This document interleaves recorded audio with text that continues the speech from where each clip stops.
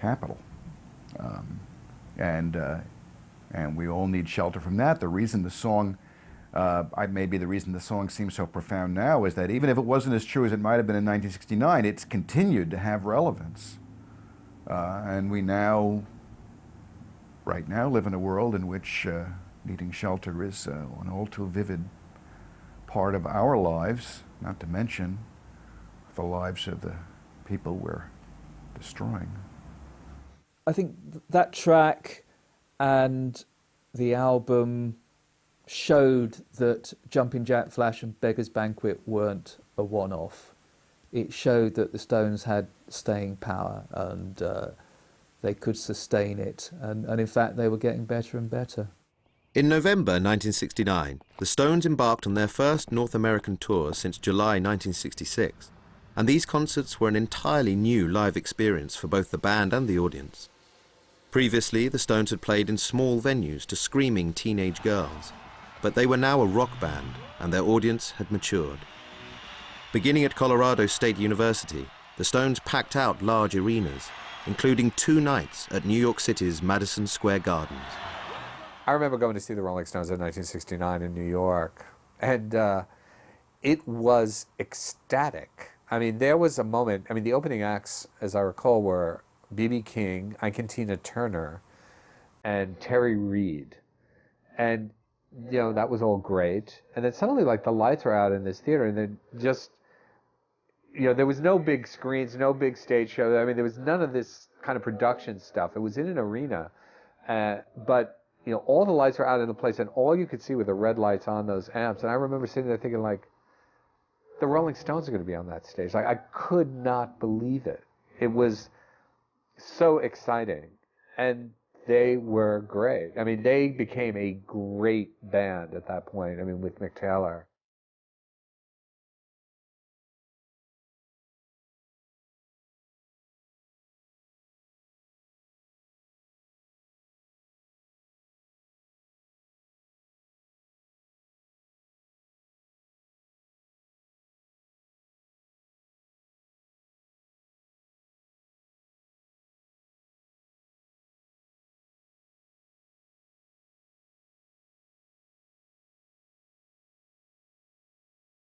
They closed every night with Street Fighting Man, and there was just this kind of sense of, you know, people were on their seats and pumping fists, and as ironic as that song is, man, everybody was feeling it. Like, you know, it was one of those moments when, you know, things were really shaken here, and it really seemed like things were going to tip. Like, you know, that desire to just, like, smash something, just kind of run out and, you know, like, let's just take shit over. It was on, and it was on in a big way. And the Stones were right at the heart of it. Yet right at the heart of it would become an uncomfortable place for the Stones to be situated. After closing their tour, they were to play one last show at the free concert being held at the disused Altamont Speedway in Northern California.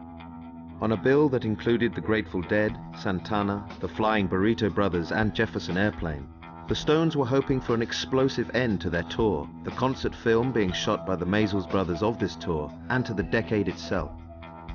The Stones' decision to use the Hells Angels as security for the concert was disastrous, however, and by the time that Jefferson Airplane hit the stage, the situation was turning ugly. There was very little doubt that flower power had wilted by '69.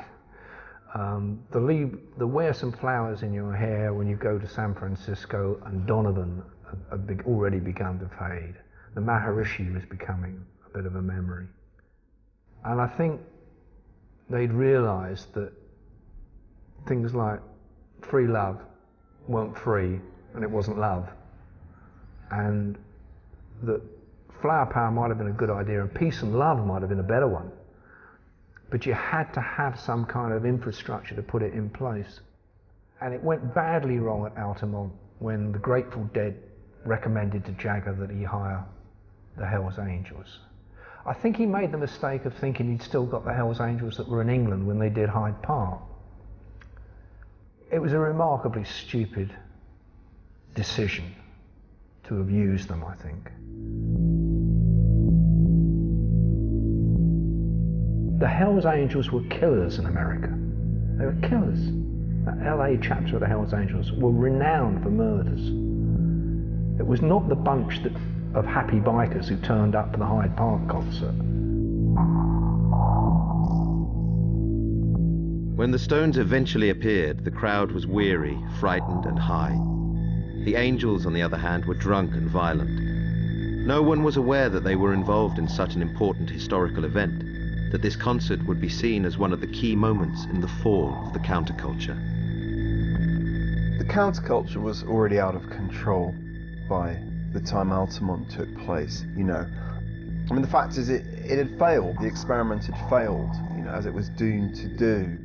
I mean, there is no more pathetic sight, really, than Mick Jagger at Altamont in the film Give Me Shelter.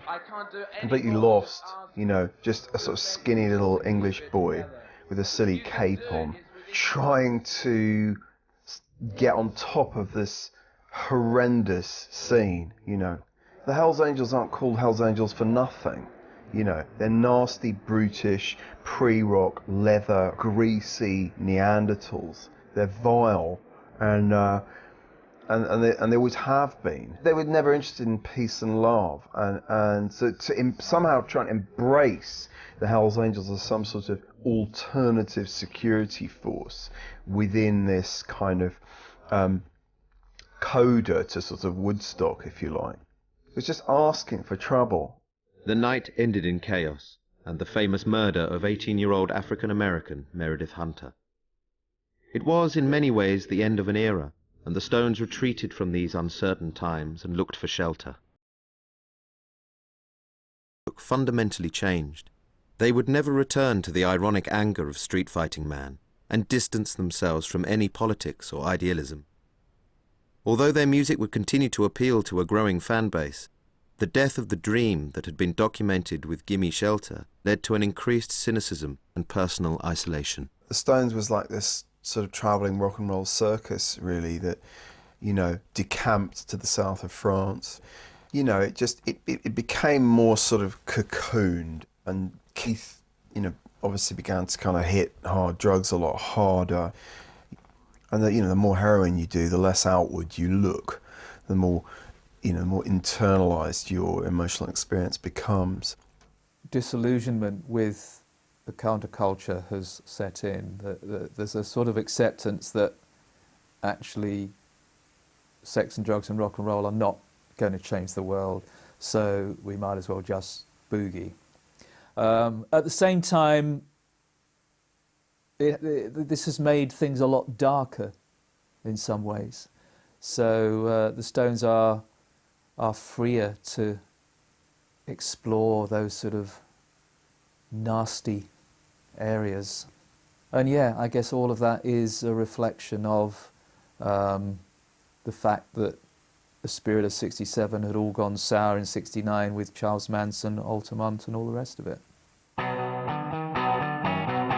Yet this period of the Stones' career is unique, when they lost both their direction and a founding member, only to re-emerge as the greatest rock band in a very uncertain world.